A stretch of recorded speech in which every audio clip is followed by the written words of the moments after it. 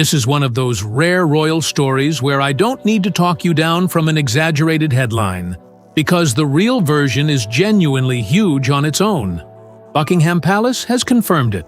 Prince Harry and Meghan Markle are moving back to the United Kingdom with their children 6 years after they stepped back from royal life and relocated to California.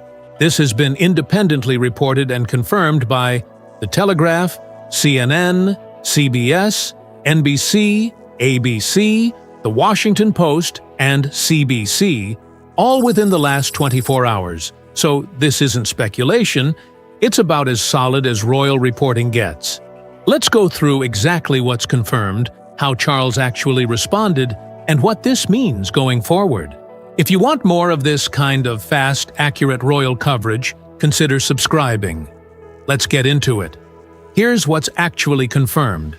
Harry and Meghan, the Duke and Duchess of Sussex, are relocating to the UK with their 2 children, Prince Archie, who's 7, and Princess Lilibet, who's 5.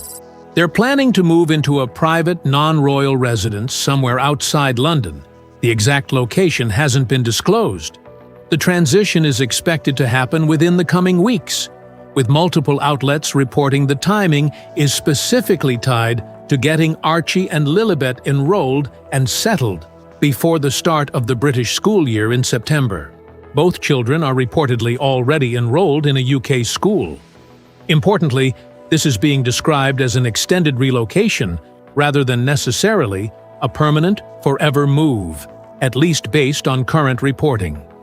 The couple will keep their existing homes, their main residence in Montecito, California, and their vacation property in Portugal. There are no reported plans to shut down or relocate their production company, Archewell Productions, or Meghan's lifestyle brand, as ever, both of which will apparently continue operating out of the US. So this isn't a full abandonment of their American life. It's better understood as shifting their primary base of operations back to Britain while keeping a foothold in California. And here's the detail that matters most. For anyone expecting some kind of dramatic royal comeback, there are no plans for Harry or Meghan to resume royal duties. They'll remain private citizens and non-working members of the royal family, exactly the status they've held since February 2021, when the palace formally confirmed they were stepping back from official royal life. This move changes where they live, not their formal relationship with the institution. It's worth pausing on just how much has actually shifted since that original 2020 departure, often referred to as Megxit, to understand why this return looks so different from that exit. Back then, the split was framed publicly as acrimonious. Harry and Meghan issued their own statement without royal consultation, cited racism within British institutions, tabloid intrusion, and family dynamics as reasons for leaving. And the fallout included a widely watched Oprah Winfrey interview in 2021 where the couple made serious allegations, including a claim that an unnamed family member had raised questions about how dark their son Archie's skin might be. William publicly denied the royal family was racist in response. That was about as public and damaging a rupture as modern royal history has seen. A voluntary return to Britain, with the King's blessing 6 years later, is a genuinely remarkable turnaround, given how bitter that original split appeared at the time. And it's worth remembering that contrast to fully appreciate how far this particular relationship has traveled. Now let's talk about how Charles actually found out, because this is where the real emotional core of the story is. And it's honestly more interesting than any manufactured shock narrative could be. According to CBS News, citing BBC reporting, King Charles was informed of the decision on Sunday, just days before the news broke publicly. Prince William and Princess Catherine were also told around the same time. Multiple outlets reported that this specific plan, the move itself, was not something that had been discussed back in July, when Harry, Meghan, and the children visited Charles and Camilla at Highgrove House. In other words, the family reunion that's dominated a lot of our recent coverage happened without this decision even being on the table yet, which tells you this move came together relatively quickly over the following weeks. As for how Charles reacted, CNN reported directly that the king welcomes the opportunity to see more of the Sussex family in a private and personal capacity. That's about as close to an official, on-record response as you're going to get from the palace on something like this, and it's consistent with everything we've covered about Charles's approach to Harry over the past year. Quiet, personal, and clearly motivated by wanting more time with his son and grandchildren. Separately, other outlets, including People, reported that Charles is pleased with the decision. So, to put it plainly, whatever headline used the word shocked, it isn't supported by what's actually been reported. If anything, this looks like a welcome development from the king's perspective, even if it wasn't something he was consulted on ahead of time. Charles did make one thing explicitly clear, though, according to CNN, there will be no change to the Duke and Duchess's role as private individuals and non-working members of the royal family. That's a meaningful clarification, because it heads off any speculation that this move signals some kind of return to official royal duties. Charles appears to be drawing a clear, deliberate line, personal warmth and increased contact. Yes, but no shift in Harry and Meghan's formal status within the institution. It's worth sitting with how significant a gesture this actually is, even without any change in formal status. Charles didn't have to welcome this. He could have responded with caution, with concern about renewed media chaos, or with the kind of careful, hedged language we saw around the Balmoral offer to Andrew. Instead, by all accounts, he responded with genuine warmth. That's a meaningful data point in understanding where his priorities actually sit right now. A monarch managing his own health recovery, watching his time and energy more carefully than he might have a few years ago, choosing to welcome the disruption and scrutiny that inevitably comes with having his most controversial son living down the road again. That's not a small thing. And it says a lot about how much personal weight this relationship carries for him at this stage of his life and reign. Let's dig a little into what non-working royal actually means in practice, because it's a phrase that gets thrown around a lot without much explanation.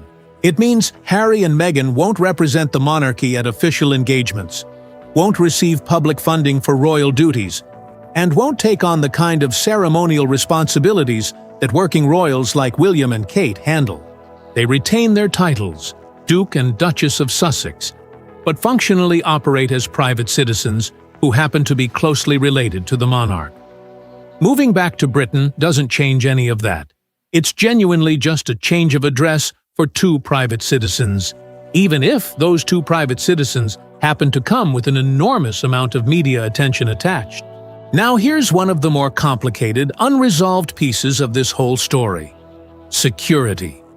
This has been one of the most persistent sticking points in Harry's relationship with the UK government for years now. He lost his automatic entitlement to taxpayer-funded armed protection when he stepped back from royal duties in 2020, and he's spent a significant amount of time and legal effort since then trying to get that changed, including an unsuccessful High Court challenge last year, which he called, in his own words at the time, an establishment stitch-up. He's been fairly direct that inadequate security was a major reason he felt he couldn't bring his family back to Britain more regularly. As of this move being announced, the specific security arrangements have not been disclosed. That's a genuinely important detail to watch, because it's been the single biggest practical obstacle standing between Harry's stated desire to spend more time in the UK and actually being able to do it safely with his family. There have been reports throughout the year suggesting a review process was underway and that a more favorable outcome for Harry might be coming, but nothing about this specific move confirms exactly what security arrangement has actually been finalized. If you see confident claims elsewhere about exactly what protection Harry has secured, treat that with some skepticism until there's an official confirmation. Because as of the reporting right now, that detail remains genuinely unresolved. It's worth understanding why this issue has been so contentious in the first place.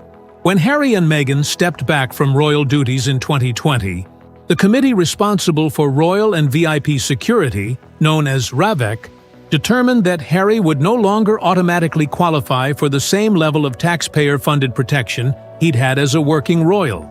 Harry challenged that decision, arguing his and his family's safety was being treated inconsistently compared to other public figures, and lost his High Court appeal last year.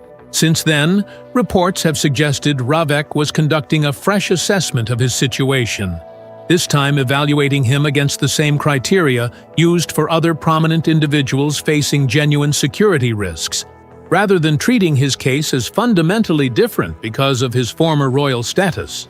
If that reassessment did ultimately favor Harry, and the timing of this relocation certainly suggests something shifted, it would represent a genuinely significant practical breakthrough, arguably as important to making this whole move possible as any of the personal reconciliation with Charles has been. Quick break. If you're finding this kind of grounded, fast turnaround royal coverage useful, drop a comment letting me know if you want a dedicated video once the security details are confirmed. And I'll get that out as soon as there's something concrete to report. There's also a practical, everyday life dimension to all of this worth thinking through. Separate from the palace politics, moving two young children across an ocean, away from the only home they've really known, into new schools, a new climate, and an entirely different level of media attention than they've experienced growing up in the relative privacy of Montecito, is a genuinely significant transition for a family, royal or not. Archie and Lilibet have grown up largely outside the intense public scrutiny that came with earlier generations of royal children, partly by design, given how protective Harry and Meghan have been about their kids' privacy. Living in the UK, even as private citizens in a private residence, almost certainly means a higher baseline level of paparazzi interest and public attention than they've faced so far. That's likely part of why security has been such a central, non-negotiable issue for Harry throughout this whole process. It's not just about his own safety. It's about deciding his children are genuinely safe enough for this level of exposure before making a move like this permanent, or even semi-permanent. There's also a question worth asking about how this affects the working relationship between Harry and Meghan's business ventures and their family life going forward.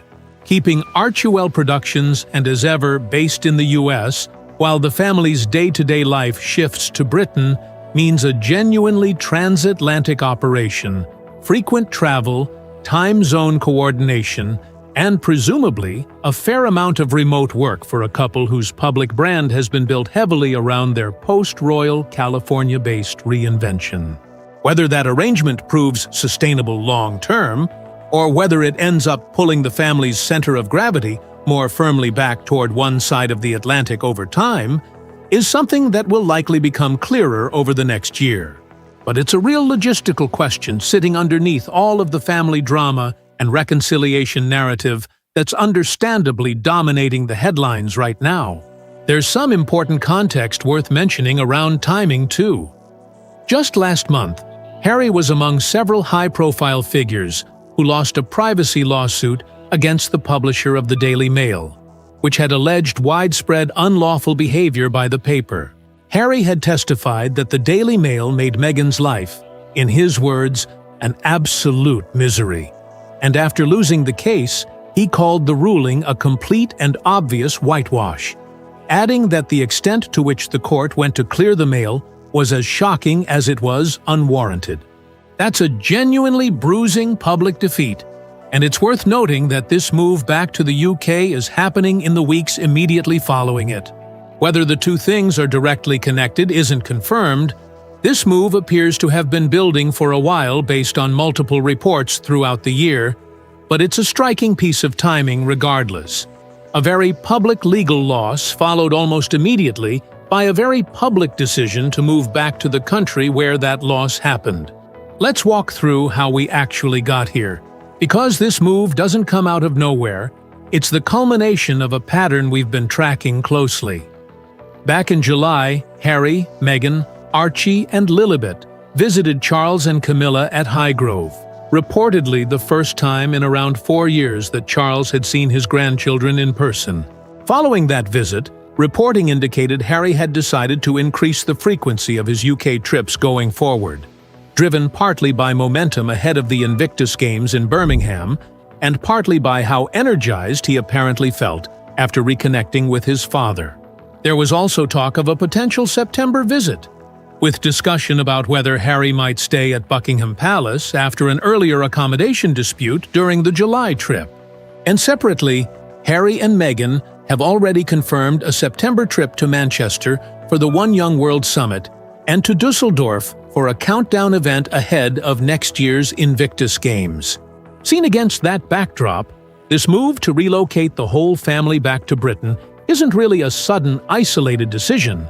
It's the logical next step in a pattern that's been building steadily since that Highgrove reunion.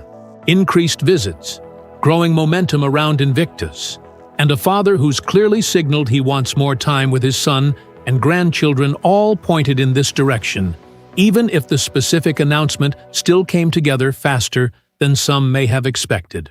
It's also worth acknowledging just how much has genuinely changed over the past year to make this possible. A year ago, Harry's UK trips were sporadic, largely tied to court dates, and often described in reporting as tense and closely scrutinized. His relationship with his father was warming, but slowly and cautiously. His security situation was unresolved and had been for years. Any one of those factors on its own would have made a full family relocation unlikely. All three appear to have shifted in the same direction more or less simultaneously. An improving relationship with Charles, a growing personal and professional reason to be in the UK more often through Invictus, and apparent movement on the security question. And together they created a window for a decision like this that simply didn't exist even 12 months ago. Now, William and Kate's side of this is worth touching on, though it's important to be careful about what's actually confirmed versus commentary. We know factually that William and Kate were informed of the decision around the same time as Charles. Beyond that, most of what's circulating is speculation from royal commentators rather than anything directly attributed to the couple themselves. One commentator, writing for GB News, suggested William and Kate would need to, in his words, brace themselves for the attention that comes with the Sussexes' return, pointing to Meghan's as ever brand having a strong start to the year as evidence her public profile remains a significant draw. That's one commentator's framing, not a confirmed royal reaction, and it's worth treating it as opinion rather than fact. What we do know for certain, based on everything we've covered previously, is that Harry and William remain personally estranged, and nothing about this announcement changes that underlying dynamic. A shared postal code doesn't undo years of distance between brothers. So, what happens next? Watch for confirmation of the exact security arrangements, since that's the piece that will determine how visible and how frequent Harry and Meghan's actual UK presence ends up being day to day. Watch for whether William and Harry have any direct contact once the family is physically closer together, since proximity alone doesn't guarantee reconciliation.